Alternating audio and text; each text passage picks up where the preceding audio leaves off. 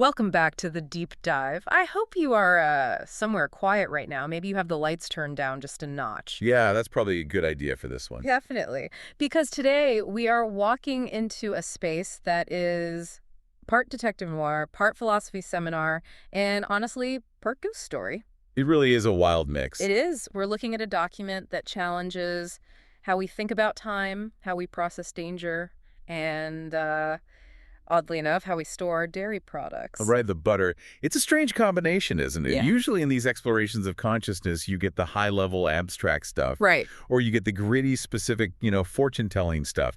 It's rare to see them woven together so tightly in a single hour. Exactly. And that is why we chose this specific source for today.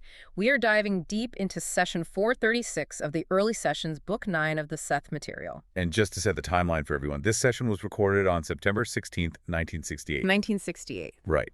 We are in Elmira, New York, in the living room of Jane Roberts and her husband, Robert Butts. Before we unlock the door to that living room, we have to handle a little bit of housekeeping. I need to state clearly that this podcast will be distributed free of charge on all major platforms for educational purposes. Absolutely. We are here to learn, to analyze, and to really see if we can make sense of the human experience through these documents. Yeah, because our mission is to take these transcripts, which can be, well, they can be dense. Very dense. Yeah. And sometimes a little chaotic. Yeah, chaotic. Yeah. And we want to synthesize them into something you can actually use in your day-to-day life. We want to understand the mechanics of what is happening here. So, setting the scene, it's a Monday night. Yep. 9:16 p.m. Jane Roberts enters a trance state to speak for the entity known as Seth.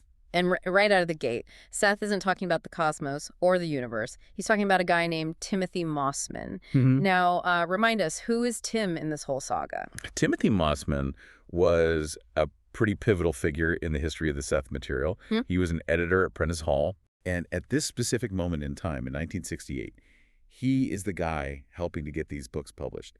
He's basically the bridge between this strange phenomenon in Elmira and the mainstream public. But Seth doesn't just say, thanks for the editing work, Tim. He goes into this deep, almost psychoanalytic breakdown of Tim's personality. Yeah, he does. And he uses this metaphor that I absolutely loved. Apparently, Tim was really interested in plants. He was, yeah. Seth notes that Tim had a strong interest in plant heredity, basically, how plants pass down their traits from generation to generation. Right. But Seth, being Seth, takes that literal interest and just flips it.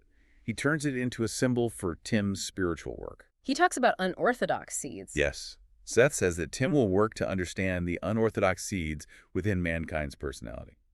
Let's pause and unpack that phrase for a second because it feels really significant. Unorthodox seeds. What are we actually talking about here? Well, think about a standard seed. You plant a tomato seed, you get a tomato. Right, that's orthodox. That's expected. Exactly. But Seth is suggesting that within the human psyche, there are seeds, latent potentials, abilities, ways of perceiving that society views as unorthodox. We're talking about things like telepathy or clairvoyance. Precisely. Or even just intense intuition, precognition, the ability to heal. The weird stuff. Right, the weird stuff. These are traits that don't fit into the standard industrial model of a human being. They are the weeds in the garden of the rational mind. I love that. The weeds. Yeah. But Seth is telling Tim that his job isn't to pull these weeds. His job is to study them, to understand that these unorthodox traits are actually the next step in human evolution. It's like discovering a new organ in the body that we completely forgot we had. That's a great way to look at it. And Seth gives Tim some advice on how to handle this study, which I think honestly applies to anyone listening to this deep dive. Yeah. He discusses the relationship between the intellect and the intuition. He says something about the intellect being a tool, right? He says Tim will learn to use his intellect as a fine tool while his intuitions point the proper direction. That is such a flip from how we are taught to operate. I mean, we are taught in school that the intellect is the captain. The intellect drives the ship. And intuition is just some annoying passenger shouting from the back row. Right. Exactly. And that is why so many people feel stuck in life. The intellect is essentially a processing engine. It deals with known data.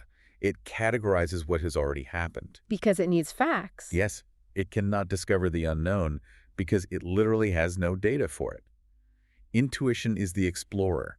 Intuition points to the dark areas of the map and says, hey, there is something over there. So if you let the intellect lead the way, you never actually leave the harbor. Correct. You just keep reorganizing the cargo on the ship over and over. Seth is saying, let the intuition set the course. Let the feeling tell you where to go. Then, once you get there, pull out the intellect. Right. Use it as a fine tool to dissect and analyze what the intuition actually found. The intellect is the microscope, not the eye. Oh, that is a beautiful way to put it. It makes a lot of sense when you think about it. Okay, so we have this really high-level philosophical opening, but then the session pivots to Jane Roberts herself.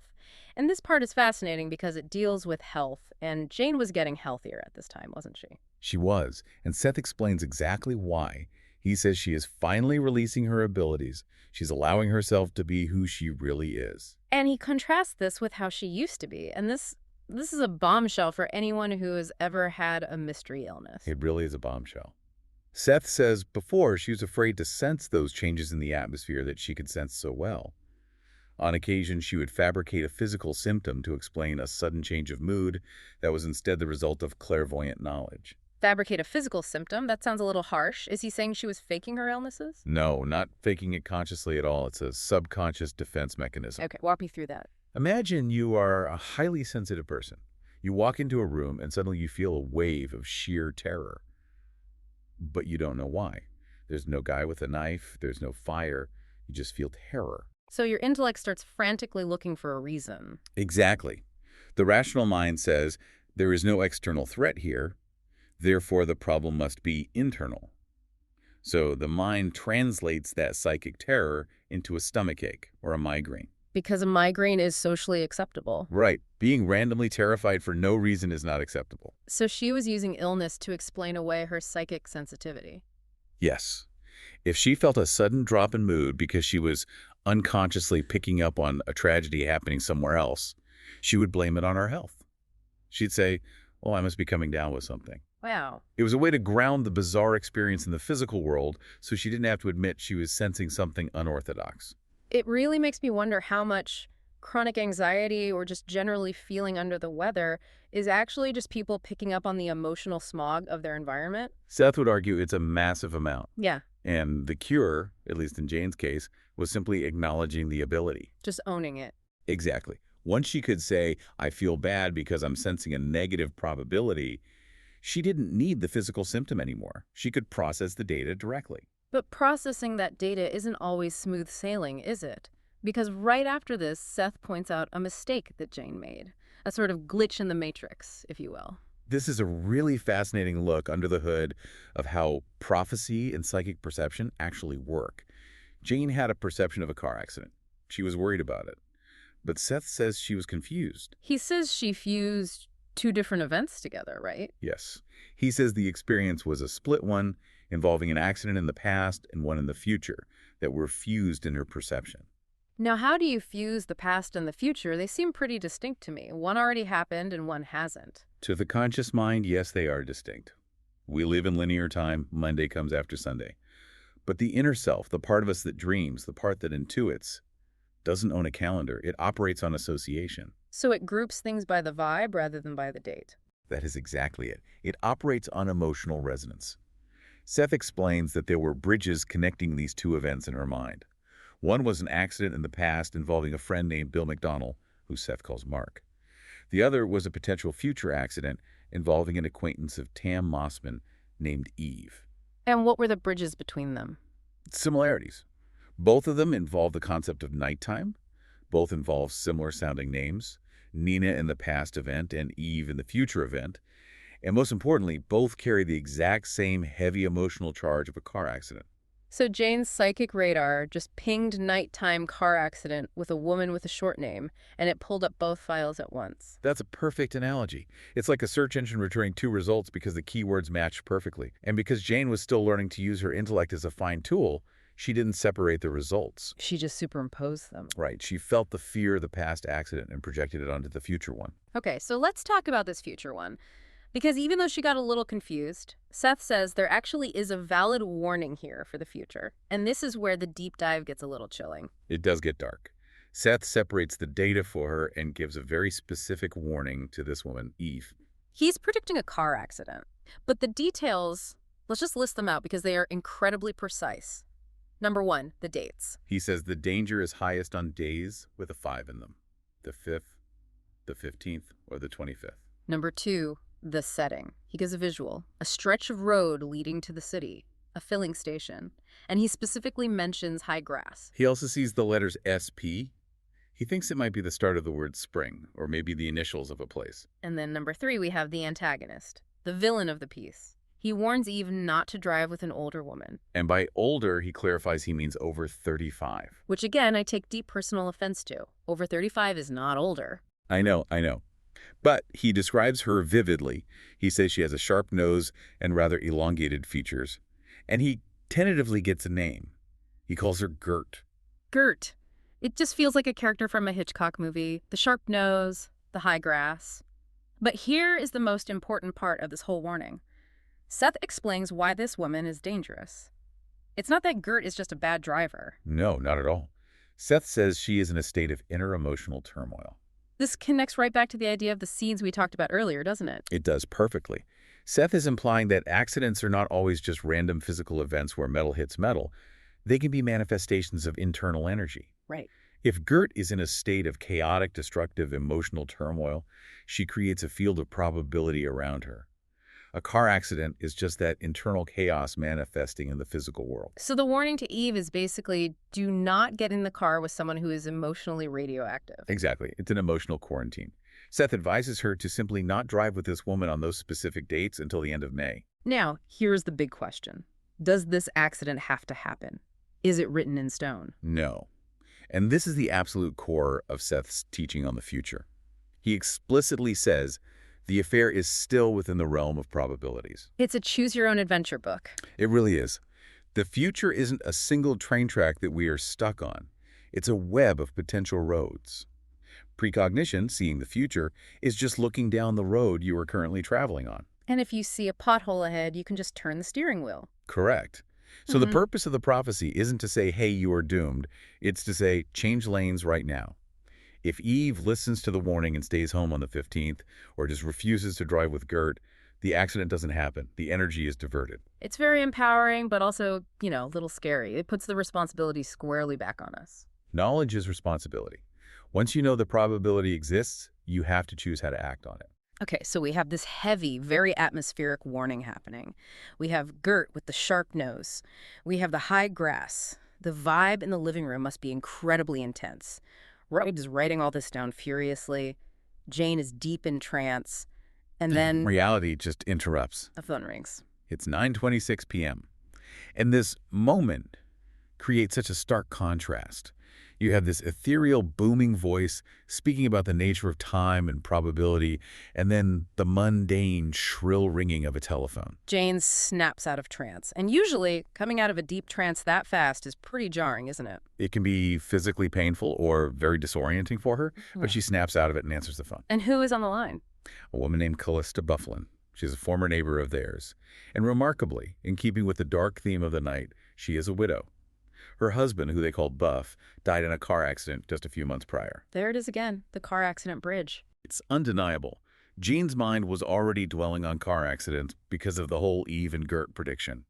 It's very likely that this thematic tag is what allowed Callista's call to punch through the trance right at that specific moment. So Callista's on the phone.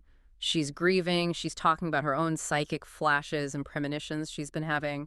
She talks to Jane for about half an hour. While Rob is just sitting there, probably wondering if the session is completely over for the night. But it's not over. Jane hangs up the phone. She sits back in her rocker. She goes back into trance.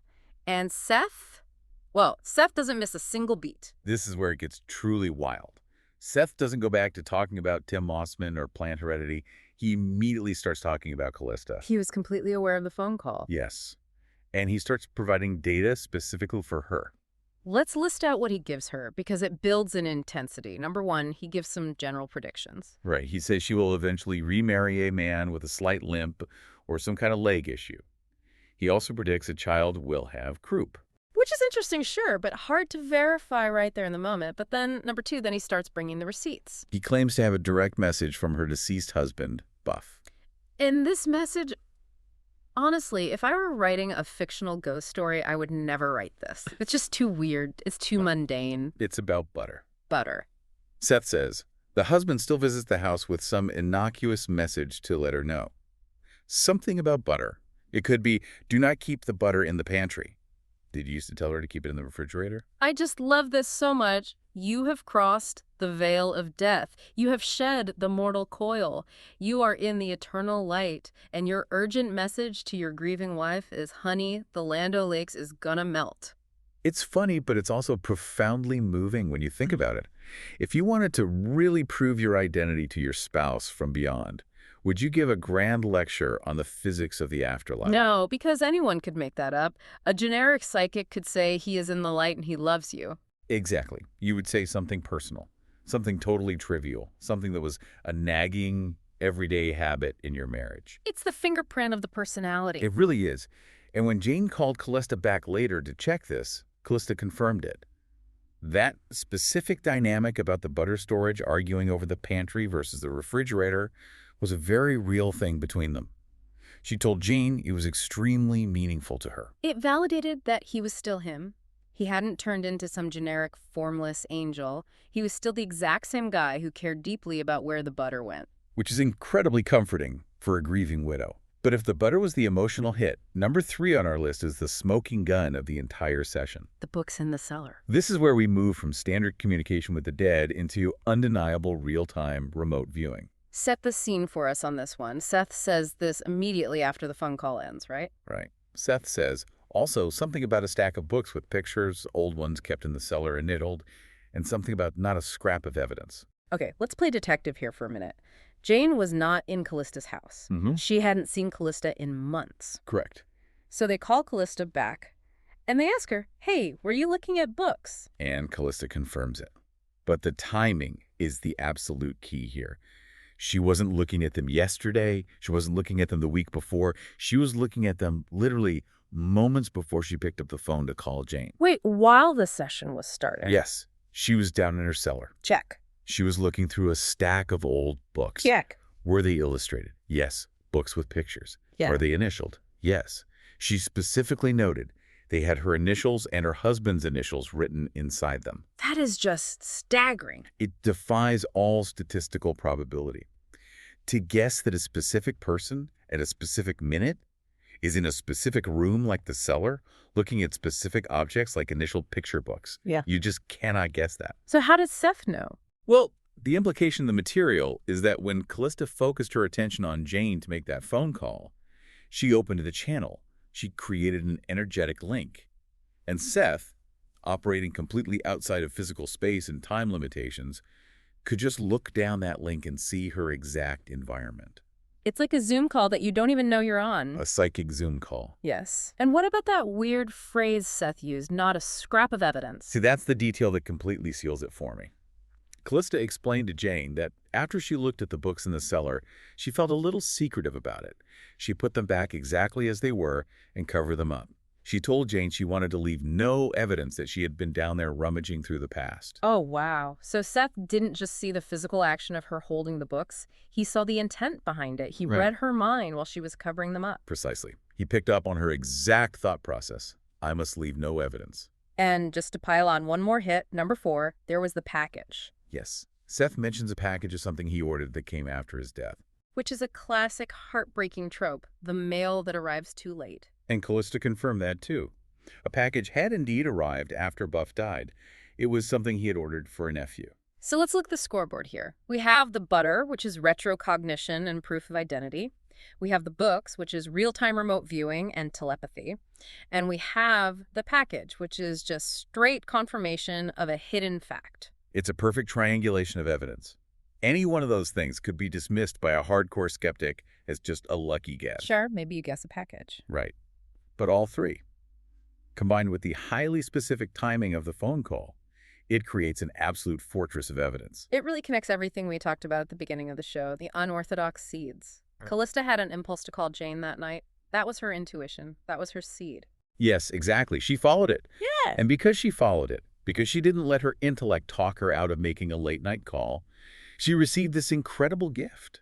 She got confirmation that her husband still exists. She got validation that she isn't crazy for feeling him around the house. If she had said, you know, it's almost 9:30, I shouldn't bother them, none of this would have happened. And that is the lesson here. The intuition points the way. The intellect validates it later.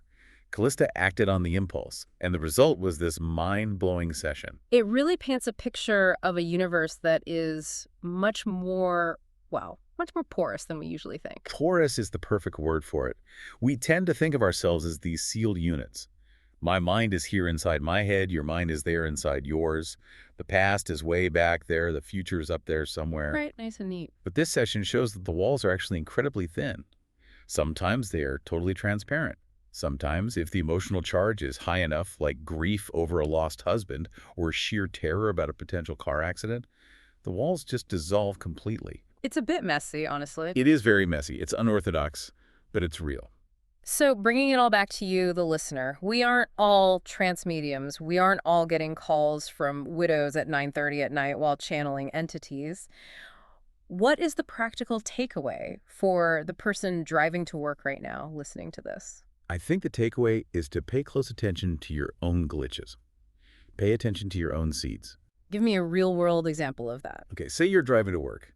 You suddenly have a flashing thought of an old friend you haven't seen in 10 years. And with that thought, you feel a really weird, heavy anxiety. The intellect immediately steps in and says, that's random, ignore it, turn up the radio and focus on traffic. Right. But the Seth perspective says, pause for a second. Ask yourself, why this thought? Why now? Yeah. Maybe you should send a text to that friend. Maybe you should take a different route to work today. Maybe you are picking up on a GERT on the road ahead. Or maybe you are picking up on a package coming your way. Basically, treat your own consciousness with a sense of curiosity. Exactly. Don't fabricate a physical symptom just to ignore the signal. Don't suddenly get a stress headache just because you don't want to admit you're feeling a weird vibe. Acknowledge the vibe. Yes, acknowledge it, and then use the intellect to analyze it, not to repress it. That is some really solid advice. Open the mail the universe is sending you. Even if the mail is just about butter. Especially if it's about butter. Especially then. This has been an incredible deep dive. We've gone from plant heredity and unorthodox seeds to car crash premonitions with a woman named Gert to ghostly dairy requests from beyond the grave. It's a wild ride. It really is, but it always is with the Seth material. And for those of you who want to verify all of this, who want to read the raw transcripts and see for yourselves that we aren't just making this up, you need to go to the source. We're talking about the Seth material, specifically the early sessions, and the publisher you want to look for is the New Awareness Network. These books are dense and they are challenging, but they are so rewarding. You can find them directly at sethcenter.com/the early sessions. That's sethcenter.com/the early sessions. Go there, support the work, read the sessions yourself. You might just find your own unorthodox seeds hiding in those pages. There's always more to discover if you're looking. Thanks for joining us on this deep dive. Thanks. Keep your intuition sharp, keep your intellect handy as a fine tool, and maybe double check your pantry today. We'll see you in the next probability. Goodbye. And seriously, watch out for Gert.